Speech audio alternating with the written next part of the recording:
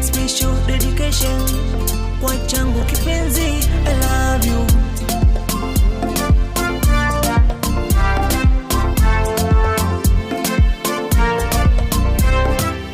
Moyo wangu unakupenda sana, nafsi na roho yangu inakupenda sana.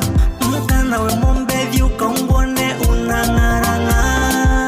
Moyo wangu unakupenda sana. My ex wako mwambie ushapata mwingine.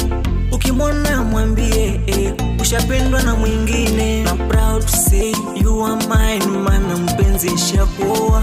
Wangu wazazi wanafurahi kumpata mkaza mwana. Tena na mahari nishalipia, thamani yako naijua. Wazazi wanajuana, watumbia ndo imara.